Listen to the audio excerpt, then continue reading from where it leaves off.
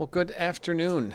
This is Pastor Jim Chinnery. Today is Wednesday, October the 5th. We're taking a look at our gospel lesson for this week from Luke's gospel, the cleansing of the 10 lepers. We're going to talk about that term lepers and what that meant and perhaps what it didn't mean. And take a look at in what from the outset seems to be a rather routine healing story from Jesus. It's kind of hard to use the word routine and Jesus in the same sentence, but yet what it points to becomes so much deeper than Jesus cleansing lepers. And we're going to see as one of them comes back and gives praise and takes the posture of worship, kind of what's really going on here. And in fact, pointing to an allusion, I think, as well, to Paul's discussion on the mystery revealed, that Christ revealed a mystery, that Jew and Gentile, that all people had equal access to God in faith. So if you're following along, we're in Luke 17, beginning with verse 11. On the way to Jerusalem, he was passing along between Samaria and Galilee, and as he entered a village, he was met by 10 lepers, who stood at a distance and lifted up their voices, saying, "Jesus, Master, have mercy on us." When he saw them, he said to them, "Go and show yourselves to the priests." And as they went, they were cleansed. Then one of them, when he saw that he was healed, turned back, praising God with a loud voice, and he fell on his face at Jesus' feet, giving him thanks. Now he was a Samaritan. Then Jesus answered, "Were not 10 cleansed? Where are the 9? Was no one found to return and give praise to God except this foreigner?" And he said to him, "Rise and go your way. Your faith has made you well." This is the word of the Lord. Thanks be to God. Well, on the way to Jerusalem is how our reading begins. And this is what's known as the third notice, if you will, that Jesus is traveling to Jerusalem we find in Luke's gospel. The first follows right after the transfiguration, and at the end we read, when the days drew near for him to be taken up, he set his face to go to Jerusalem. And then again in Luke 13, as he was teaching and making his way, we read that, and as he went on his way through the towns and villages, teaching and journeying toward Jerusalem, chapter 13, and now in chapter 17, we get again this notice, Luke's reminder, if you will, of where Jesus is headed, and that's to Jerusalem.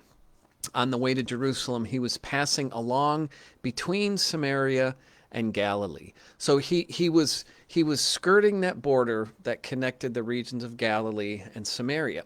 And this kind of comes important because what we have here is the geography is going to fit into the theme of what's going to happen, and that is Jesus working in between borders, or in fact to break borders down.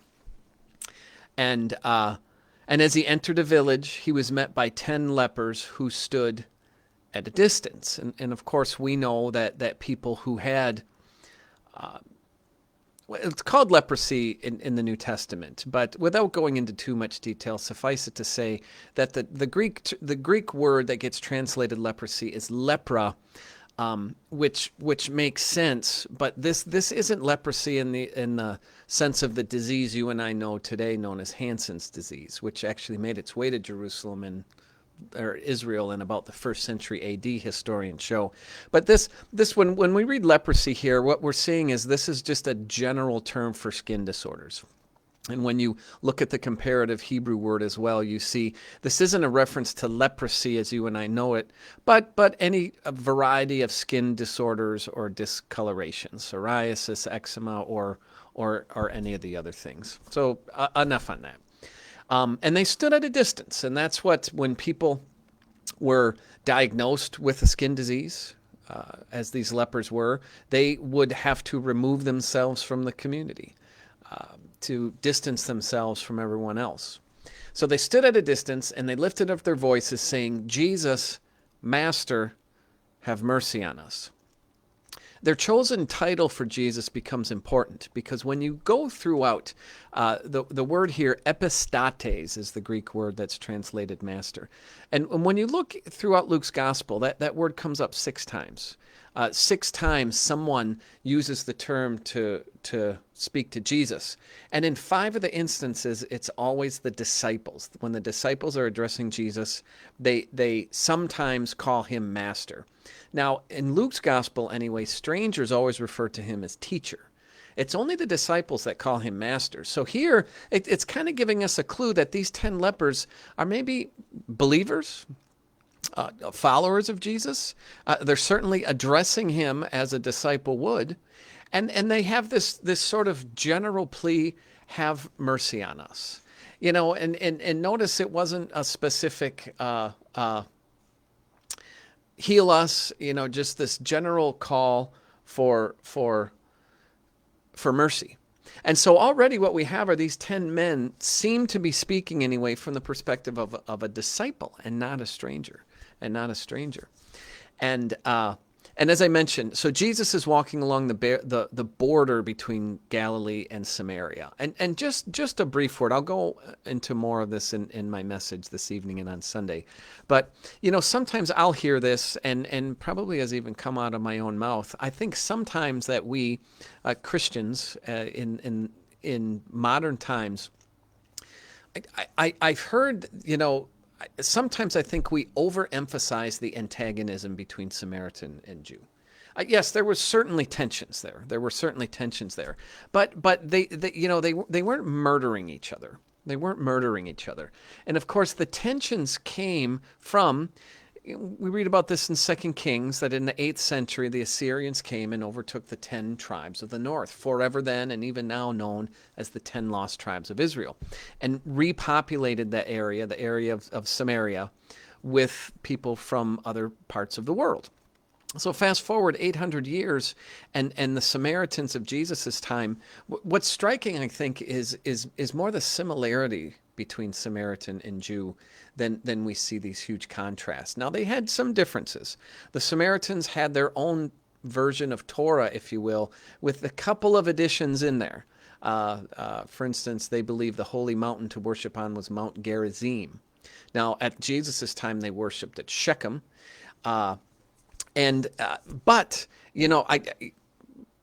There's more similarities between Samaritan and Jew than we sometimes would think. And they both followed Yahweh. They both followed Torah. They both believed in the coming of the Messiah. We know that from John 4 in Jesus' discussion with the Samaritan woman at the well. I mean, she says as much. And Jesus would often visit Samaritan villages. So, yes, there were tensions. There certainly were tensions between Jew and Samaritan. And from my readings, it seems it came more from the Jewish side, where they sort of looked down on the Samaritans for their mixed ethnicity and their differences in worship and theology. But suffice it to say, it wasn't that Jews and Samaritans were killing each other. In fact, more similar to each other they were than different. And that's going to come important in a minute. So in verse 14, then, when he saw them, he said to them, so Jesus said to the lepers, "Go and show yourselves to the priests." And as they went, they were cleansed. So what is Jesus doing here? Well, he's following the law. He's following Torah. He's following Leviticus 13, where when God spoke to Moses, he instructed Moses that if someone has this leprous skin disease, that they have to go and be examined by a priest. And if they're found to be clean afterwards, they can rejoin the community. And what the priest is going to do is going to check and see if the skin disease is gone. Or if perhaps the person needs to wait a bit longer until they would offer the cleansing rituals and welcome them back into the community. But in the meantime, these men would have lived outside the city in a camp. And as I mentioned before, this is all occurring on the border between Galilee, a large Jewish area, and Samaria, a Gentile area. Of Samaritans. So it's likely that amongst these 10 men was a mix of Samaritans and Jews. It's not spoken, but I think it's implied here that, aside from all of their differences, their illness sort of brought them together. And notice the sequence of events here. And this is when we were discussing this at Bible study this morning. Notice that earlier in Luke 5, Jesus had healed a man with leprosy, and he touched him and healed him, and bam, he was healed.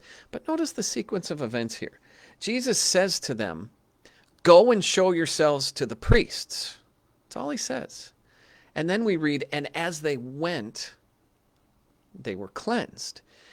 And think about that it really, for the lepers, it was an act of faith that they were trusting as disciples, perhaps disciples, believers, their faith in the word of the master, the epistates of Jesus, was, he said it and I'm going to do it. And on their way, they were cleansed. Notice he didn't heal them first and then they went. He said, go on your way, and they were cleansed. And then in verse 15, we read that one of them, when he saw that he was healed, turned back, praising God with a loud voice. And he fell on his face at Jesus' feet, giving him thanks. Now he was a Samaritan. So some of the word usage here becomes very interesting, because when we read that Jesus said, go to the priests, and on their way they were cleansed, the word that's used there is katharizo.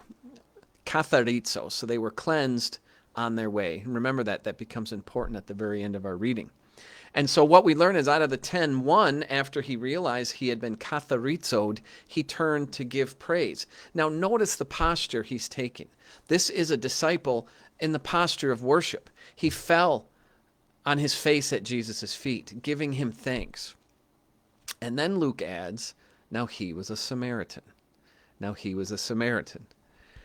And then Jesus answered, were not 10 cleansed? Where are the other 9? Was no one found to return and give praise to God except this foreigner?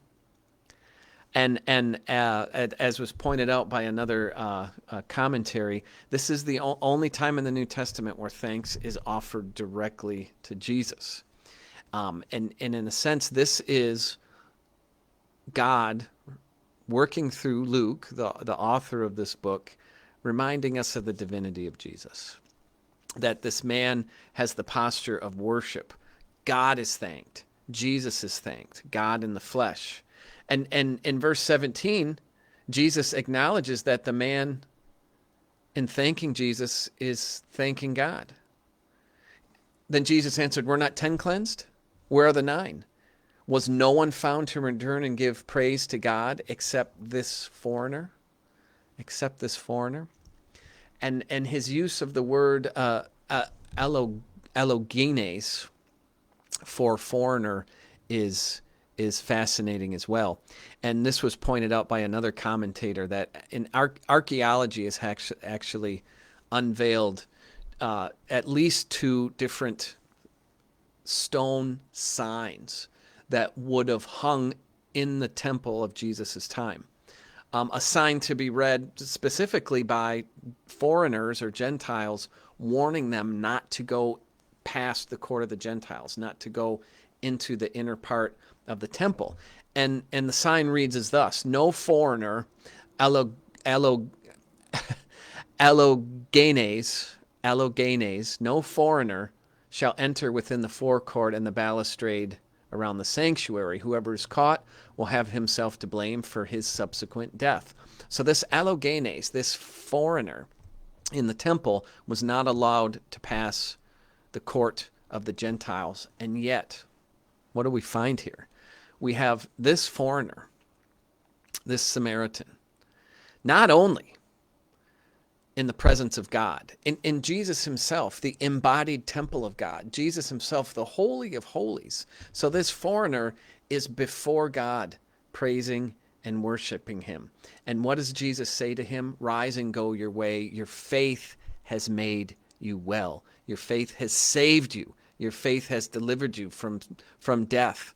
Your faith has healed you. And remember earlier, the word that was used as they were on their way when they were cleansed was they were katharizoed. Here, when Jesus says your faith has made you well, the word is sozo. Your faith has saved you. So in a very real instance, the man was healed of his earthly disease, but he was also delivered from sin and death and given salvation. That here we have.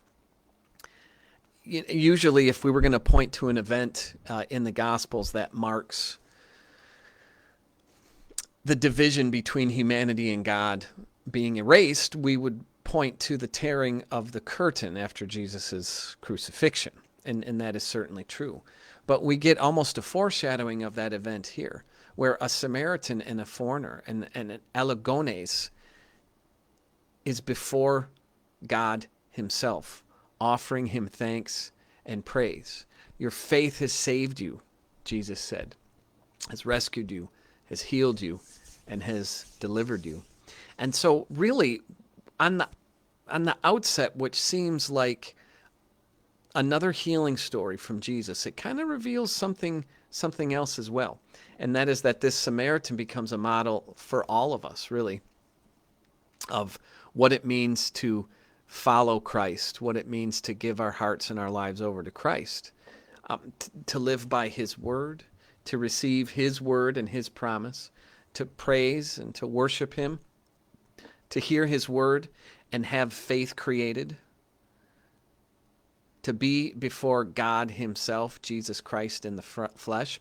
And I think, too, and kind of my closing thought on this as well, I think this interaction with this Samaritan whose faith saved him, it's also pointing as well to something that Paul is going to talk about often in the New Testament, in the book of Romans, in the book of Ephesians, in the book of Colossians.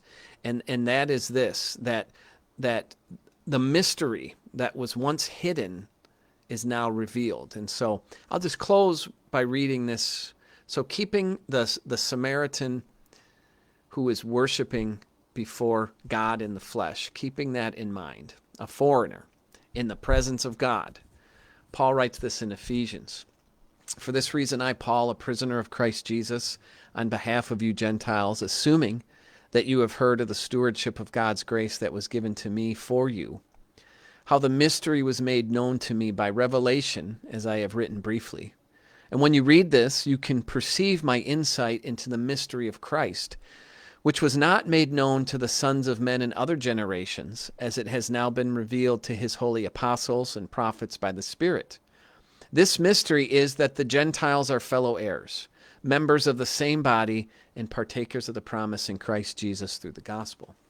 So I think what we have here is this beginning of this unveiling of this mystery, that in faith we all have access to God. Through Christ, through grace, we all have access to God. There's no buffers anymore. That we are in the presence of the Holy of Holies, where previously only the high priest could go. That we're in the inner courtyard of the temple, where only Jews could go. That we pass through the court of the Gentiles into the presence of God in faith. And so you can see how what seems on the outset as a simple healing story, of course, reveals so much more. Reveals Christ himself as the Holy of Holies. Your faith has saved you. Words to live by. So thank you so much for your time. And the Lord bless you and keep you. The Lord make his face shine upon you and be gracious unto you. The Lord look upon you with favor and give you peace. Receive the Lord's blessing. Be a blessing to others. Thank you so much for your time. Love you guys, and I will see you soon.